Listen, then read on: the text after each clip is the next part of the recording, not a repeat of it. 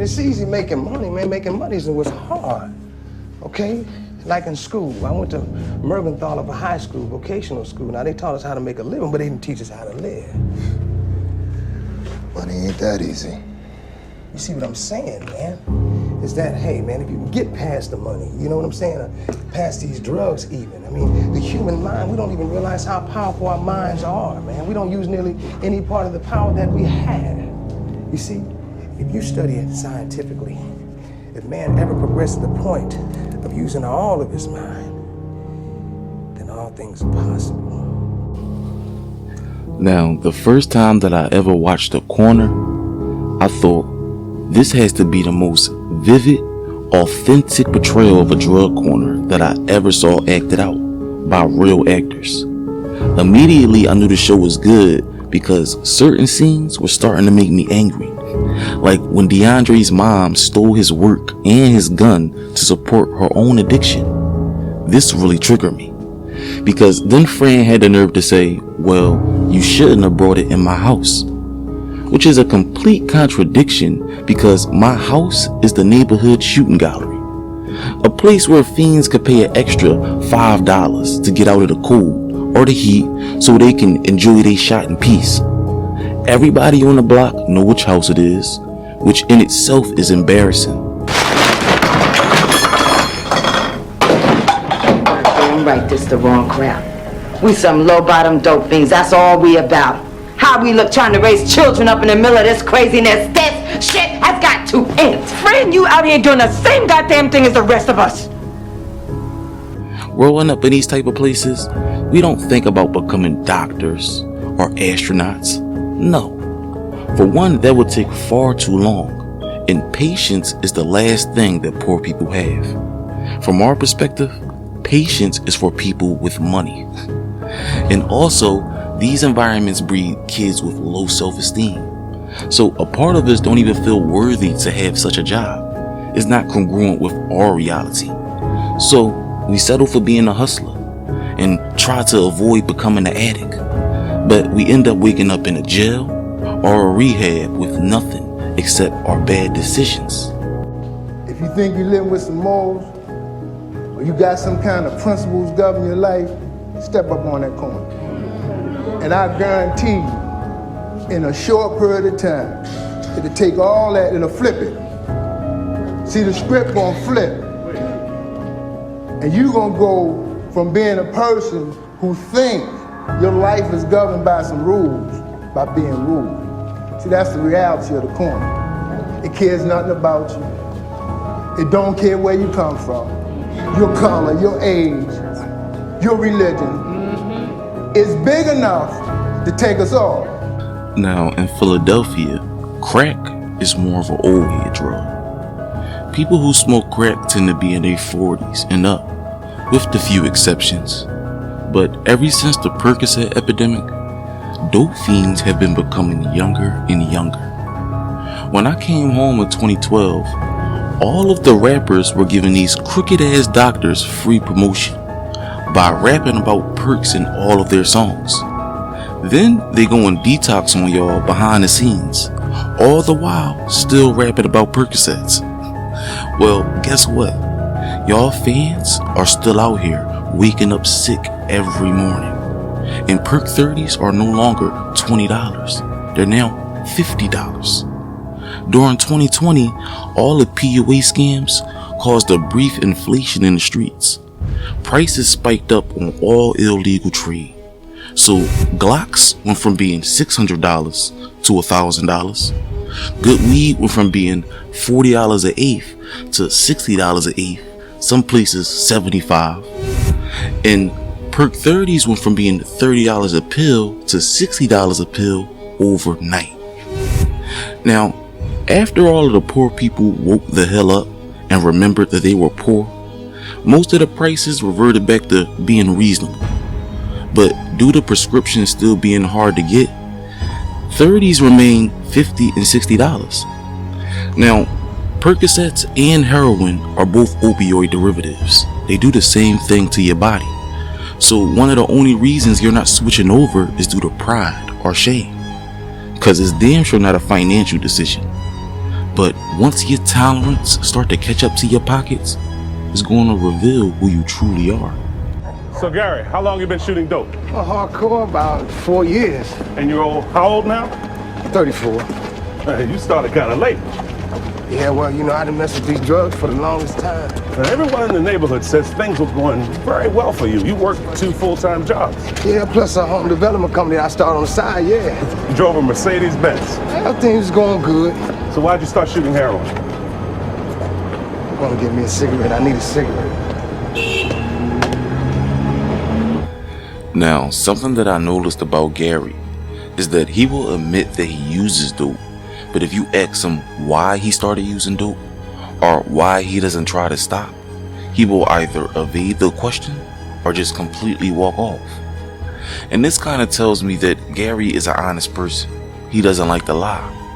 And because it doesn't come natural to him, you'll be able to tell that he's lying anyway. Gary also doesn't like to steal, but he does so anyway, which is why it tends to go wrong more than it goes right. This is what it means to forsake yourself. Because honestly, I believe that Gary is a good man, at least from a moral standpoint. There was this scene where Gary was real dope sick one morning, and he had just got burnt on the corner with his last $10, so he going through it. Then his mother asked him to go to the store for her. What?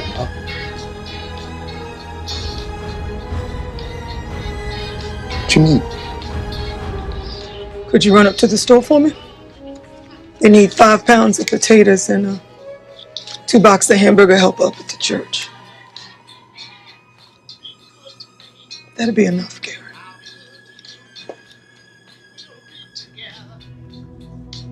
Now, this might seem like a simple task, but for an addict that's going through withdrawal, it's truly an obstacle. You will be fighting with yourself the entire walk there. And I actually expected Gary to make the dope fiend decision, steal from his mother to accommodate his own sickness. But he actually surprised me by getting the hamburger helper and the bread and actually coming back. In that moment, the love and respect for his mother was stronger than the urge to steal from her.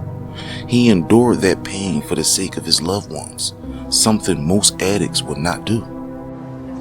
I never thought I would steal from my mother. Never. But my thoughts told me one day that the toaster that my mother had, the one that used to burn the toast, was mine. So I took it. And I rolled out, went up to the corner. Nobody asked me what, they didn't care where it came from. Sold it, went back, stole something else, just kept stealing from my mother because it's like I couldn't stop.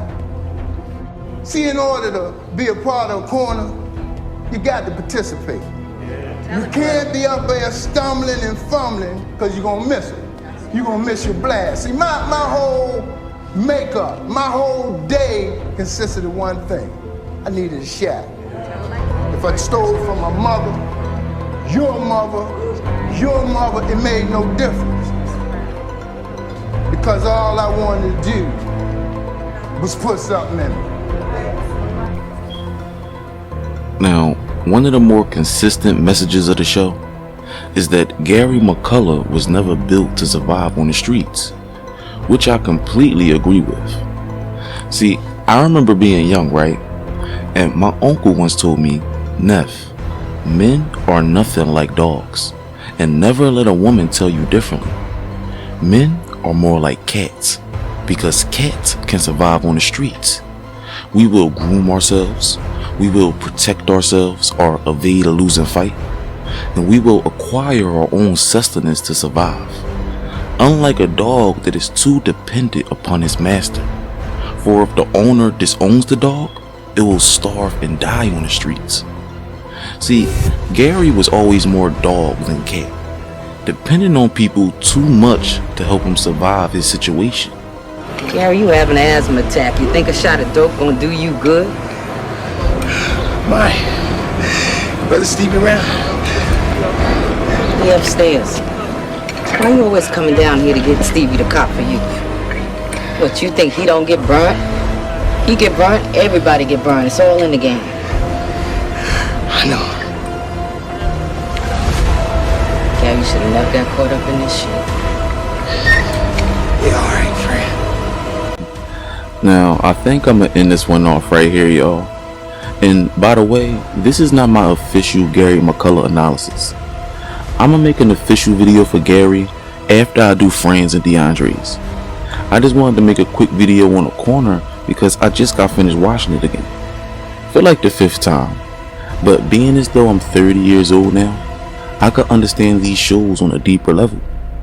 And actually, something that I would do to gauge if I've gotten any wiser lately is I would reread the same books or rewatch the same TV shows just to see if my perspective has changed or if I view the characters in a different light. And this is more or less the process of how I create my analysis. So if you're a content creator and you might be struggling with making some meaningful content or just content that people will value in general, remember this: nothing is more helpful to people than sharing our past failures and the wisdom that we acquired from it. And it doesn't matter if you're young, because our age is not what makes us wise. What makes us wise is our trials and our tribulations. What makes us wise is that familiar pain of death, losing people close to you and understanding it will never stop. What makes us wise is love. To truly love somebody in this world, then have that person betray your trust and break your heart in half. What makes us wise is being able to acknowledge depression, because life will provide you with it, but being able to overcome the deepest depressions using our experience. And women, I'm speaking specifically to y'all right now in regards to these drugs. If you are currently using Percocets, what will make you wise is to stop, obviously. But what will also make you wise is to have the utmost respect for cocaine, crack, and heroin. Do not be so arrogant as to think that you can try these drugs without becoming an addict. I watch people far better than myself, far smarter and stronger, fall victim to one of these drugs. These 3 deserve the utmost caution and respect, because where I'm from at, these prescription pills are leading women down a dark path that they know nothing about. And women are much more naive than men when it comes to drugs. But I'm supposed to be ending this video, y'all, but I'm just yapping the hell on. It's your boy Swartz, y'all. You here in the man's world. Like, comment, and subscribe for me and all that, y'all. It's time for me to get out of here.